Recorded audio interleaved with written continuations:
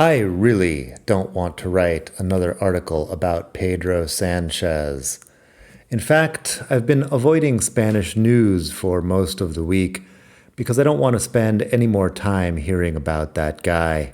But few things have aged as well as the article I wrote a few months ago, in which I explained the several reasons for Pedro Sánchez's unpopularity among 50+% of Spanish voters.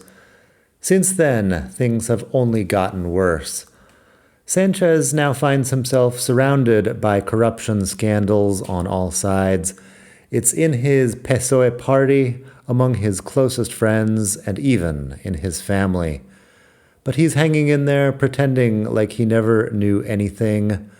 Welcome to another issue of Mr. Chorizo's Random Thoughts from beautiful Barcelona, Spain. Today, we've got Pedro Sánchez and the socialist government's corruption.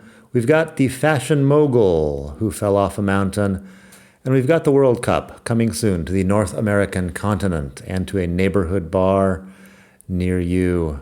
I guess that's my introduction for today. Hey, everybody. Welcome back to Spain to Go, the best podcast in the entire multiverse for all things Spain, coming to you from beautiful Barcelona. This is episode 144 about corruption in the PSOE, about fashion mogul Isak Andic and his strange death, and about the 2026 World Cup. Shout out today to Mary Page. Mary Page is a long-time listener, first-time donor. She's out in Austin, Texas. She wrote me a very nice message saying, "I enjoy your podcast immensely. It is always an enjoyable listen on a quick drive. The problem is that sometimes the podcast is shorter than the drive, and when it ends, I am left with silence. The silence that fills with the question of why am I not living in Spain?" Well, thank you, Mary Page. I appreciate your comment and your donation. I actually write a full essay for each one of these podcast episodes. Writing takes a lot more time than recording, so I try to keep things relatively short. If I write a 5,000-word article, it's probably going to take me weeks. So the podcast is brief for that reason. Anyway, if you have been listening to this podcast for a while and you would like to show your support, please head over to expatmadrid.com/donate. expatmadrid.com/donate is the donation page. You can send anything from 10 euros on up to however much you want. I appreciate it. I have a very simple life over here, but I will use the money to buy coffee and sparkling water when I'm out and about in Barcelona. Your donations also encourage me to spend more time on this project rather than any of the many other things I could be doing. So I appreciate it.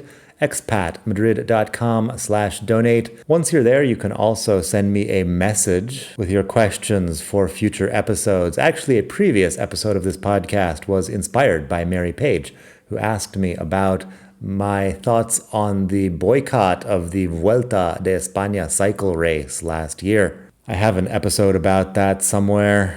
One more time, expatmadrid.com/donate. Now let's get back to political corruption in the Spanish Socialist Party. The big question on everybody's mind this week, is the PSOE a criminal organization? PSOE is the Partido Socialista Obrera Española, which is the Spanish Socialist Workers' Party. I will be saying PSOE rather than repeat that, or I'll just be calling them the Socialists. But back to Pedro Sánchez. Since I don't want to write about this guy, or talk about this guy, or read about this guy, or think about this guy, I'm just going to give you the briefest of summaries here. Pedro Sánchez's brother is currently on trial out in Badajoz. Allegedly, he was given a made-up government job in Extremadura because he's a member of the president's family. Sánchez's wife, Begoña Gómez, is soon going on trial for private corruption and influence peddling in Madrid. And here's the story that blew up Spanish socialism a couple of weeks ago. Former President José Luis Rodríguez Zapatero now stands accused of doing his own influence peddling in the bailout of an airline called Plus Ultra.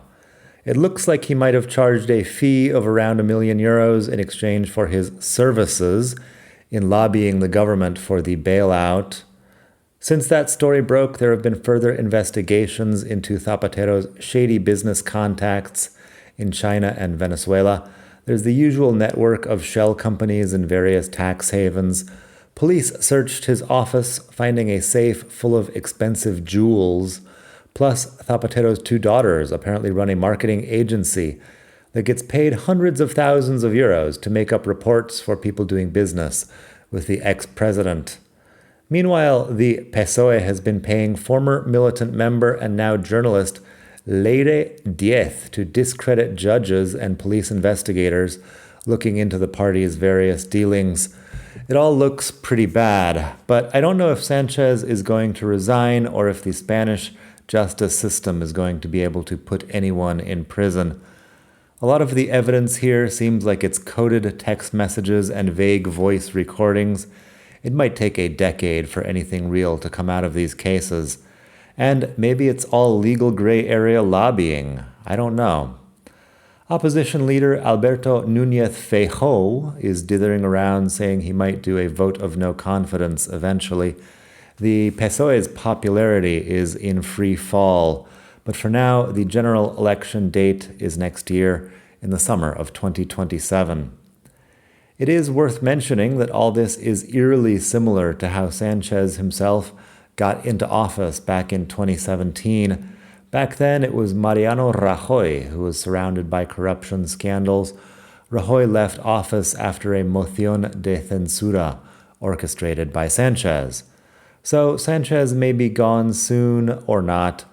Either way, I find it a bit depressing that this is the caliber of people we have running my adopted home country. Here's another story that's making headlines recently.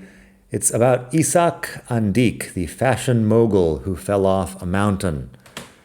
In December of 2024, Isak Andic, the founder of the Mango fashion empire, was walking with his son on Montserrat, a very impressive and culturally important mountain here in Catalonia. Somehow during the walk, Andic the father fell to his death, and now, a year and a half later, his son Jonathan has been arrested on suspicion of murder. News outlets wrote about the alleged turbulent relationship between father and son, claiming that Jonathan was obsessed with money and angry that his father was planning to give his inheritance to a charitable foundation. According to the prosecutors, the hiking trail was easy, and there was only one point on the whole route where someone could fall down a cliff face. Scuff marks on the trail looked intentional rather than spontaneous, and the wounds on Andic's body look, according to forensics experts, more like the result of being pushed than of an accidental fall. Moreover, Andic Jr.'s car was seen in the area multiple times in the days leading up to the fateful father-son outing, almost as if he were scouting the route for some reason. Jonathan Andic has all the best lawyers on his defense team, of course, and they've come up with evidence of their own. A 2024 security camera video of Isak Andic stumbling and falling spectacularly due to osteoarthritis in his knees seems to be the main thing. The rest of the evidence against their client, they are saying, is circumstantial. Andic's phone was stolen on a trip to Ecuador, which is why he can't produce his WhatsApp messaging history for the weeks leading up to the accident. Those scuff marks on the trail could have been made by anyone. Police never roped off the area, etc. It's all quite a drama and enough to create a lot of doubt as to what happened out there on the mountain. I bet some Spanish person is already working on a Netflix special about it. Soon after his father's fall, Jonathan was named president of the family's holding companies. He was also vice president of Mango. It's the usual rich family thing, holding companies that own other holding companies that all rent real estate from each other. It looks as if he has now stepped back from the company temporarily. Still, the Mango board of directors trusts that he will be cleared of all charges. Reading about all of this, I was wondering about the Spanish legal concept, Presumption de Inocencia. It's the presumption of innocence. There's been a lot of talk about the presumption of innocence in both the Zapatero corruption case and now with Jonathan Andic, but I wanted to get an expert opinion for you, so I asked Roberto de la Canal, my official legal counsel over at continentalis.eu, if reasonable doubt is a concept in the Spanish legal system. Here's what Roberto said, quote, "In Spanish law, conviction requires proving beyond reasonable doubt that a person voluntarily committed or omitted an act that is typified as a crime. If a judge or tribunal can see any reasonable alternative hypothesis where there was no voluntary action or omission, they must not convict. The state's burden to prove every element of a crime beyond reasonable doubt is the most important structural safeguard of the presumption of innocence and thus of our fundamental right to liberty." Unquote.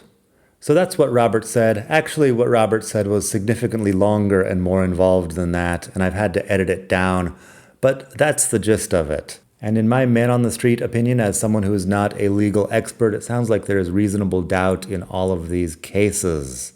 If you are thinking of moving to Spain and you need to go through a visa process, check out continentalis.eu, continentalis.eu. It stands for Continental Immigration Services, continentalis.eu. Talk to Roberto over there. They do all sorts of Spanish bureaucracy, immigration processes, background checks, sworn translations, apostilles, and much more. You could also end up talking to Roberto's partner, Joanne. She's the one who got me my birth certificate, sworn translation, apostille, FBI background check, etc. when I was doing my nationality. Roberto is the lawyer over there, and he did the nationality process for me. In fact, between the two of them, they did everything I needed for my Spanish nationality that I got last year. If you mention my name, Daniel, you will get a discount on your services, and I will get a small commission. It's an easy way to support the podcast and to get your immigration processes done. One final note, the continentalis.eu website hasn't been updated for a while, so they do a lot of things that are not on the website. Just get in touch with them and talk to them. Roberto will give you his honest opinion about whatever it is that you need, and if you end up needing some other service from someone else, he might be able to point you in the direction of that also. Anyway, continentalis.eu, use my name, Daniel, when you're signing up, and you will get a discount on your services. Thank you very much to Roberto for his legal and financial support. Let's get back to Spanish corruption. The next section here is called Caso Koldo Corruption Case Continues. Now, I know what you're thinking. Daniel, did you forget about Caso Koldo? Well, not really.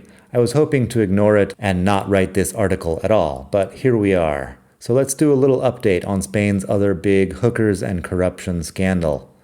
If you remember Caso Koldo from a few years ago, it was a complicated scandal involving socialist politicians cashing in on public contracts for surgical masks back during the pandemic. It was also the first time we heard about Delcy Rodriguez, now president of Venezuela. She was involved in some mysterious briefcase exchanges when her plane landed illegally at Barajas Airport in 2020. That whole thing finally went to trial, and Koldo, Ábalos, and Santos Cerdán all had their days in court. Jessica, the former escort who Ábalos was putting up in a luxury flat in Madrid's Plaza España, testified. She is now a dentist and says she didn't ask Ábalos where the money was coming from or why she had a job at a public company that didn't involve work or even showing up. Those sorts of questions would have been inappropriate, in her words. In related news, Spain's largest online news source, El Español, has been reporting that Minister of Transport Ábalos spent the whole pandemic having hookers sent across Spain to have orgies with him in luxury hotels. The girls would be provided with papers saying they were apprentice Renfe technicians, papers signed by Renfe bigwigs. So that looks bad, but as usual, there's nothing illegal about prostitution in Spain.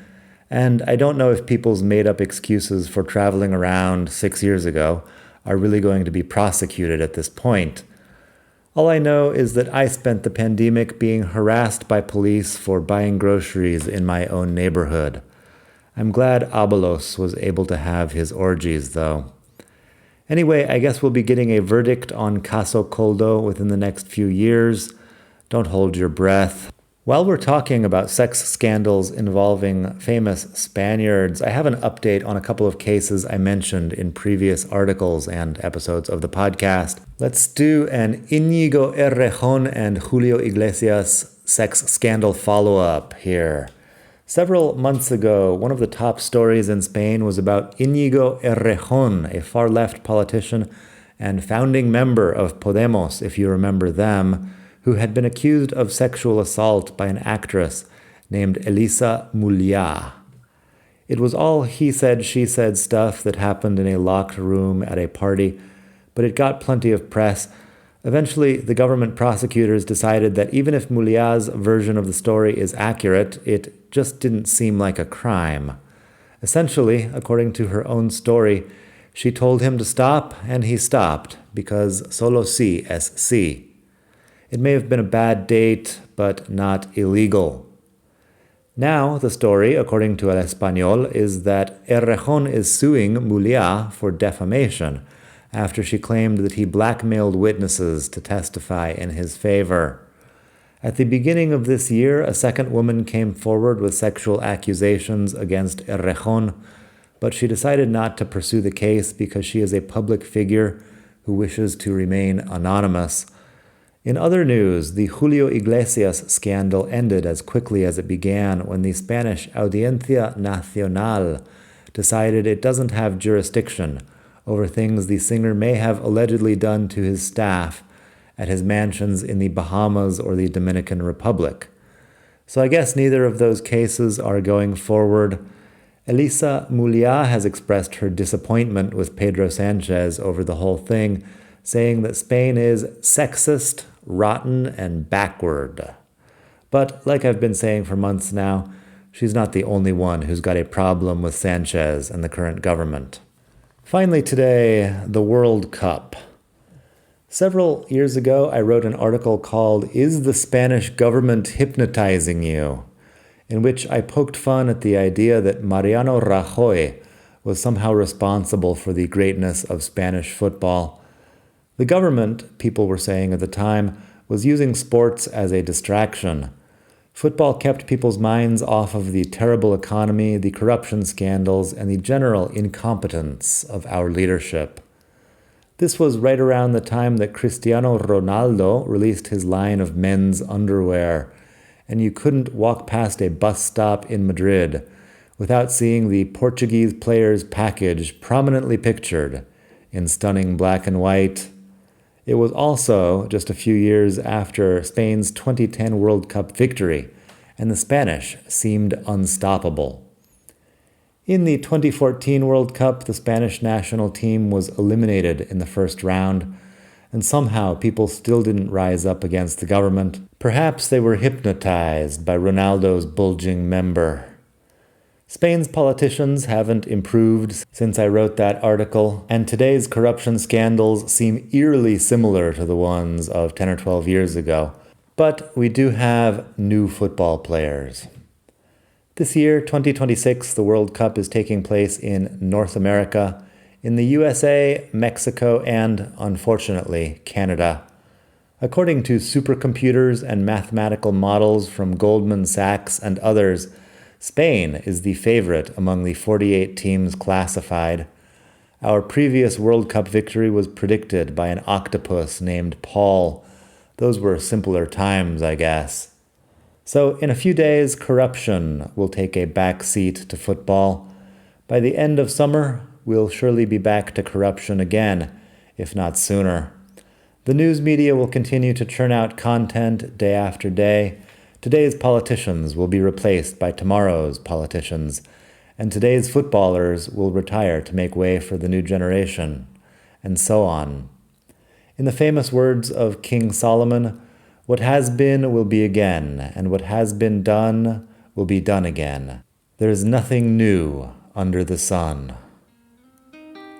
That's about all I've got for today. Thank you very much for listening. There's a couple of PSs on the blog that I didn't manage to fit into the full article. One thing is, I have not watched a football match in years. It was something I only did back in the day because I was spending time in bars and trying to fit in. More on that, spending time in bars and trying to fit in my recent podcast episode about being sober in Spain. That's 143, I believe, if this is 144. So you can check that out if you're interested in my sobriety journey. You can also leave me a comment on the blog, on Spotify, or wherever else, telling me what you think will happen in the 2026 World Cup. I don't necessarily believe that a supercomputer is going to do a better job than an octopus or your average person at predicting the outcome of the World Cup, but Spain might win or not. Send me a message, let me know what you think. Another thing that I don't really feel like writing a full article about is the Pope's visit to Spain. Pope Leo XIV arrived in Madrid this morning, and he's going to be touring Spain a little bit. He'll be in Barcelona on Tuesday, I think, and he'll be visiting Sagrada Familia, which is right down the street from my house. I could go see it, but I have a feeling it would be a lot of people, a lot of waiting around to catch a glimpse of the Pope for 3 seconds. Anyway, I'm bothered by the crowds around Sagrada Familia under normal circumstances. I don't even want to know when the Pope is here. There will probably be 500,000 people crammed into the streets around the Basilica. If you want to listen to more, I have an episode about Sagrada Familia and the strange life of its architect Gaudí. That is episode 133. If you want to listen to my previous episode about Pedro Sánchez and the reason why many Spanish people do not like him, that is the following episode, episode 134. They're both pretty good depending on the mood that you are in. Thank you once again to Mary Page, my supporter for this week. Thank you to all my donors and multi-donors, both past, present, and future. If you have been listening for a while and would like to donate, please head on over to expatmadrid.com/donate. Send something my way. I will appreciate it. I will give you a shout out on the next episode. If you're moving to Spain and would like to get legal help with almost anything, go over to continentalis.eu, continentalis.eu. Talk to Roberto or to his partner, Joanne. They'll do the legal stuff and also a lot of the bureaucracy, so you don't have to stress about it. Very highly recommended. I've actually known Roberto since he moved to Spain, which was about 8 years ago, I think. He contacted me through the blog, and we've been talking since then. If you are learning Spanish, you could head over to YouTube and check out Learn Spanish with Daniel. Just put Learn Spanish with Daniel into your YouTube search box, and you will find me. This week I did a video about egg vocabulary, talking about the many Spanish expressions using the word huevos. Most of them don't really have to do with literal eggs, the food, but I also talk about vocabulary to use for eggs, the food, in there. Anyway, it's fun and it's educational. Check out Learn Spanish with Daniel over on YouTube for more about that. Nada más por hoy. Please like this episode or rate the podcast or leave a comment or whatever you can do to increase visibility on whatever podcast platform you're using. It helps me to get the word out about this. I'm just a solo content creator in a world of AI slop, and it's a tough game to be in these days, but I'm doing it because I love it, and I appreciate your help, whatever you can do. Thank you very much for listening once again from beautiful Barcelona. Hasta la próxima. Bye.